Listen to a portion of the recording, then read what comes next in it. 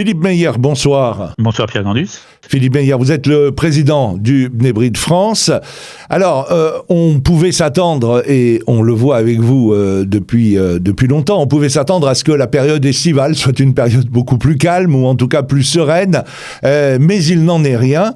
On va voir avec vous certains points qui ont fait l'actualité de ces derniers jours. On va commencer par cette révélation du canard enchaîné concernant le maire de Saint-Denis qui aurait bénéficié d'un emploi fictif au sein de la RATP, fronde du parti de Jean-Luc Mélenchon contre cet article qui... heureusement ou malheureusement, est signé d'un journaliste qu'on connaît bien, qui est un confrère de la fréquence juive, Frédéric Aziza, et là, la meute LFI s'en est donnée à cœur joie. Oui, tout à fait Pierre. Alors effectivement, c'est la période estivale, et d'abord souhaitons à tous nos auditeurs qu'ils passent un bel été reposant. Malheureusement pour les haineux, il n'y a pas d'été, il n'y a pas de trêve estivale, eux ne prennent pas de vacances. Et du coup, nous non plus. Et c'est vrai que cet exemple que vous donnez, Pierre, illustre quelque part ce qu'on vit depuis longtemps, hein, notamment depuis le 7 octobre. On en a parlé souvent. Je crains qu'on ait encore à en reparler après la rentrée. C'est cette haine viscérale et pathologique de LFI contre Israël qui se transforme toujours en haine anti-juive. Et c'est effectivement cette histoire qui illustre cette étrange coïncidence que l'on vit souvent. C'est quand LFI veut s'en prendre à Israël, au final, ce sont des Juifs qui sont dans le viseur. On l'a déjà eu souvent, on l'a encore dans cette histoire. On avait eu, rappelons-nous Pierre, les plaisanteries très douteuses sur la consonance de certains noms. On avait eu l'appel au boycott de sportifs ou plus récemment d'artistes. Et maintenant, on a un média et un journaliste qui sont livrés par LFI et la meute à la vindicte populaire, et tous sont juifs. Et c'est évidemment pas un hasard. Et bien sûr, j'en profite pour que nous réaffirmions notre amitié, notre soutien aux journalistes en question qui effectivement subit les assauts haineux de la meute. Alors à ce niveau-là, c'est plus un dérapage, hein. C'est plus une simple stratégie électorale comme à un moment on l'avait avancé, ce qui était vrai, ce qui reste vrai, mais on voit bien que ça va au-delà. C'est une méthode politique qui est assumée par LFI, par Jean-Luc Mélenchon, et on voit dans cette affaire où ils s'en prennent à Frédéric Aziza de façon honteuse, en rappelant qu'il fait partie d'une radio de la communauté juive, alors que ça n'a strictement rien à faire dans cette histoire. On voit cette méthode politique, quelque part, qui vise à d'exclamer sa haine contre Israël à longueur de journée, même pendant cette période estivale, et par là même à le faire via des cibles qui sont juives. Donc on imagine un seul instant, on essaye d'imaginer un seul instant ce que cela donnerait si ces gens-là étaient au pouvoir. Rappelons qu'il y a des élections présidentielles et législatives dans quelques mois maintenant. Imaginons difficilement si ces gens-là étaient au pouvoir avec ce parfum très nauséabond, insupportable, de sombres souvenirs, hein, quand on ciblait les Juifs de façon aussi ouverte. Et donc tout notre soutien à Frédéric Aziza, tout notre soutien à tous ceux qui sont ciblés par Jean-Luc Mélenchon et par LFI. Et pour finir, il y a toujours une chose intéressante, c'est quand le chef de la meute parle, eh bien tous les membres de la meute crient derrière. Et c'est exactement ce qui s'est nouveau passé dans cette histoire, où on a vu les éléments de langage être répétés tels des perroquets en boucle par tous les principaux ténors de LFI pour s'en prendre donc à Frédéric Aziza, qui finalement a eu peut-être le grand défaut qui est de faire son travail d'enquêteur. Et sur cette triste affaire du maire de Saint-Denis, la question n'est pas de savoir qui l'a mis en avant, qui en parle dans la presse, Frédéric Aziza ou d'autres. La question, c'est le fond. C'est est-ce qu'on peut avoir 2 emplois à plein temps en même temps ? Est-ce que l'emploi qu'il a supposé avoir à la RATP pendant des années alors qu'il était élu local, ce plein temps-là, en quoi consistait cet emploi ? Et c'est en ça que, notamment, la justice pourrait répondre. Et espérons qu'une enquête permettra d'y voir plus clair. Mais au-delà du fond de l'histoire, il y a cette haine d'Israël, cet antisémitisme viscéral qui s'en prend même au plein cœur du mois d'août par des gens qui finalement n'ont rien d'autre à faire que de déverser cette haine-là. Et puis il y a ce poste assez anodin de Radio Shalom qui relate les effets de la canicule qui frappe Israël avec des températures pouvant atteindre, voire dépasser les 47 degrés à l'avenir. On parlait du changement climatique. 2500 commentaires où la canicule devient un prétexte de la haine des Juifs. C'est assez incroyable. C'est plus qu'incroyable, Pierre, c'est effrayant. J'ai vu ce post que vous aviez mis sur les réseaux Radio Shalom sur la canicule, donc un sujet qui a priori comme ça, voilà, faudrait vraiment bien se gratter la tête, n'a aucun rapport avec Gaza, avec le Proche-Orient, avec Israël et encore moins avec les Juifs. Et pourtant, pour les réseaux sociaux, ça a un rapport, puisque c'est Radio Shalom qui le publie, et à partir du moment où quelque chose, de près ou de loin, un journaliste, comme on le disait tout à l'heure avec Frédéric Aziza, un média comme vous aujourd'hui avec Radio Shalom ou d'autres, publie quelque chose, eh bien ça devient un déversoir de haine anti-juive. Et c'est vrai alors je déconseille à nos auditeurs, parce que là aussi en plein cœur de l'été, c'est pas ce qu'il y a de plus agréable à faire, mais quand on lit les commentaires qui ont été déversés, je peux en citer quelques-uns si vous voulez. C'est terrible. Ah ouais, allez-y, parce que c'est terrible. Ça va rappeler à certains les fours à cuisson à point. Ils ont la chaleur à point dans leur ADN. 6 millions de degrés. Espérons un volcan à 9000 degrés, ce serait mieux. Une chaleur entre 39 et 45, ils sont habitués. Voilà quelques-uns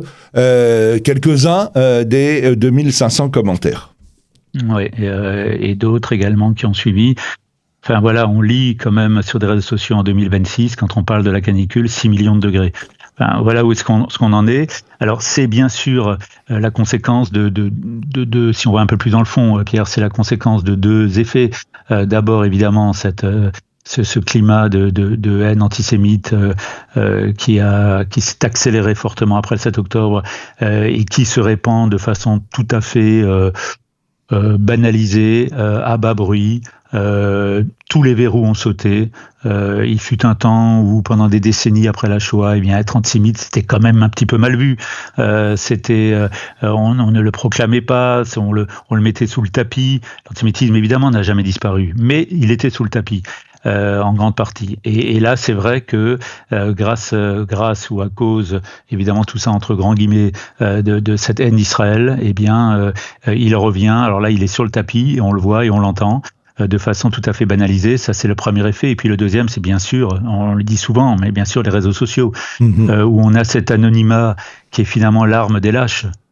Cet anonymat qui permet de déverser une haine que ceux qui écrivent cette haine sur X, Facebook, ou Insta, ou tous les réseaux sociaux, évidemment, n'auraient pas une once de courage de le faire avec un juif en face d'eux. Évidemment que non. C'est tellement plus facile dans son salon, tranquillement, ou sur la plage pendant l'été, à écrire des posts antisémites. Alors évidemment, tout ça est abject, ignoble, on est malheureusement habitué, et il ne faut pas l'être, il faut continuer d'être choqué, il faut continuer de le dénoncer, il faut continuer de rester debout face à ça, il ne faut surtout pas s'en habituer. Déjà, une partie de la société, on le voit, s'y habitue, et c'est précisément le piège dans lequel il ne faut pas tomber. Donc, nous devons être nombreux, et j'appelle évidemment tous les auditeurs qui nous écoutent à rester en alerte, à combattre ce fléau. Mais au-delà de ce que nous pouvons faire, nous, chacun à notre place, il y a bien sûr la réponse la plus efficace qui doit exister, ça s'appelle la justice. La justice doit prendre le relais, des peines exemplaires doivent être prononcées et publiées. Et malheureusement, dans ce domaine-là, on sait que beaucoup reste encore à faire. Beaucoup d'affaires antisémites ne vont pas jusqu'au bout. Dans beaucoup de cas, la circonstance aggravante d'antisémitisme n'est pas retenue. Dans beaucoup de cas, on attend très longtemps. On parlait tout à l'heure de LFI, mais combien d'élus LFI ont des plaintes pour apologie du terrorisme, mais finalement, ça ne va pas plus loin. En tout cas, ça met des années pour certaines d'entre elles qui ont commencé après le 7 octobre et qui ne sont toujours pas encore jugées. Et quand elles le sont, c'est très souvent un non-lieu. Donc c'est au niveau de la justice que quelque chose doit se débloquer absolument, non seulement dans les peines qui sont prononcées et appliquées, mais également dans la publication des résultats de ces enquêtes, dans la publication du nombre d'enquêtes élucidées, du nombre de peines prononcées. Il faut que cela devienne exemplaire, dissuasif. Tant que nous n'aurons pas ça dans notre arsenal, eh bien évidemment, c'est cette lâcheté des internautes et quelque part cette lâcheté de tous les antisémites, parce que pour être antisémite, il faut être lâche, parce qu'il faut être stupide. Et bien cette lâcheté-là, elle continuera de s'en donner à cœur joie. Donc oui, la justice doit faire son travail de façon claire, forte et complètement assumée, comme l'est cet antisémitisme. Face à un antisémitisme assumé, eh bien la justice doit être assumée derrière et prononcer les peines qu'il faut.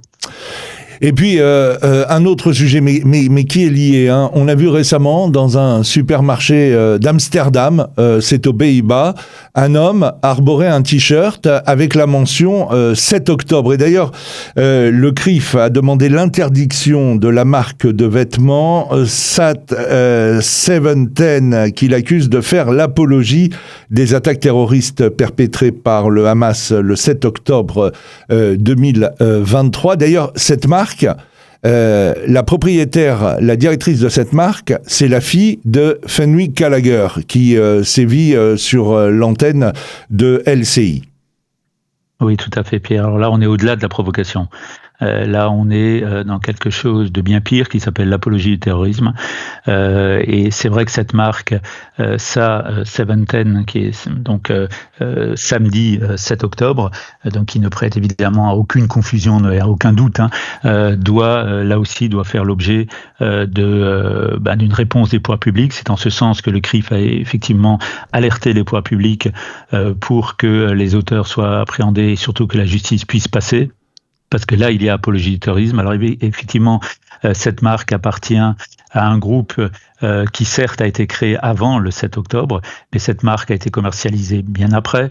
Et ce nom, évidemment, ne fait aucun doute. Enfin, imagine-t-on, Pierre, une marque de t-shirt, puisqu'on est en été, de jeans ou de casquettes pour enfants, qui s'appellerait 13 novembre.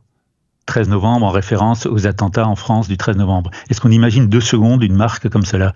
Non, mais pourtant on imagine, et ça existe, une marque qui s'appelle Samedi 7 octobre, et là aussi ça en dit long sur ce qu'est devenu cette société, et ça en dit long sur ce qui est en train d'être accepté par la société, parce que c'était pas tout d'avoir une marque qui fait l'apologie du terrorisme, mais c'est encore autre chose, finalement de laisser faire.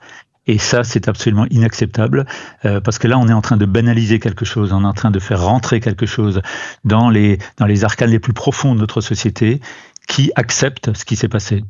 Le 7 octobre, Pierre, c'est pas une tendance, c'est pas un logo. C'est une tragédie, c'est un pogrom, c'est une date de deuil, et évidemment ça ne peut pas être utilisé de façon commerciale. On ne peut pas marketer, excusez-moi du terme, on ne peut pas marketer le 7 octobre pour le mettre sur des t-shirts ou des jeans, en rappelant également à nos auditeurs que sur ces t-shirts ou ces sweatshirts avec marqué donc cette marque, et bien dans le dos nous avons le triangle rouge inversé, qui là aussi n'est pas un hasard, c'est le symbole du soutien au Hamas depuis le 7 octobre, et on laisse faire. Et on laisse faire, donc là vraiment, mais c'est un petit peu, les 3 sujets qu'on a évoqués, Pierre, sont quelque part liés. C'est cette haine anti-juive, cette haine anti-sioniste et donc antisémite qui s'est libérée, ça c'était dans un premier temps, qui s'est banalisée, c'était dans un second temps, et maintenant qui est en partie accepté par la société, ça c'est le 3e temps, et ce 3e étage de fusée n'est pas acceptable, non seulement pour ceux qui propagent cette haine, mais pour ceux qui l'acceptent et qui en font quelque part la promotion. Je pense à certains élus d'extrême gauche, je pense à tous ceux qui jettent de l'huile sur le feu et qui soufflent sur les braises. Eh bien, ce n'est pas acceptable. Comme on le dit souvent, Pierre, il y a 2 armes contre ça, dans un état de droit que nous respectons et que les Juifs ont toujours défendu et continueront de faire. C'est l'urne et c'est le droit. L'urne, ce sera pendant quelques mois. Le droit, c'est pour chaque instant. La justice doit passer et les élections doivent passer également, avec une réponse qui doit être faite à ces porteurs de haine, parce que bien au-delà des Juifs, bien au-delà d'Israël, eh bien, ce sont nos valeurs de la République qui sont menacés. Et pour finir, Pierre, peut-être juste un mot d'actualité. Nous sommes en train de vivre, au moment où nous parlons, parce que ça a été largement dit et redit, cette fameuse éclipse solaire de la Lune qui passe devant le Soleil. Outre les précautions qu'il faut rappeler à nos auditeurs pour pas la regarder hors des lunettes autorisées, mais quelque part de tout ce qu'on a dit, Pierre, c'est une éclipse sur nos valeurs républicaines, c'est une éclipse sur nos valeurs universelles. Et pour ça, il n'y a pas de lunettes. Et pour ça, contrairement à l'éclipse solaire, cette éclipse sur nos valeurs universelles républicaines, il faut la regarder. Il faut la regarder, on n'a pas besoin de lunettes pour cela, il faut la regarder, il faut la combattre, parce que si cette éclipse gagne, si les forces de l'ombre l'emportent sur celles de la lumière, et si les haineux l'emportent sur nos valeurs universelles, eh bien nous allons vers un monde très préoccupant, très dangereux, que malheureusement nous avons déjà connu. Là, on ne peut pas dire qu'on ne savait pas, on sait, et donc on reste debout et on se bat. Philippe Meyer, merci d'avoir été avec nous en cette période estivale sur Radio Shalom. Merci et bonsoir, vous qui êtes le président du Bnei Brit France. Bonsoir Pierre Gandus.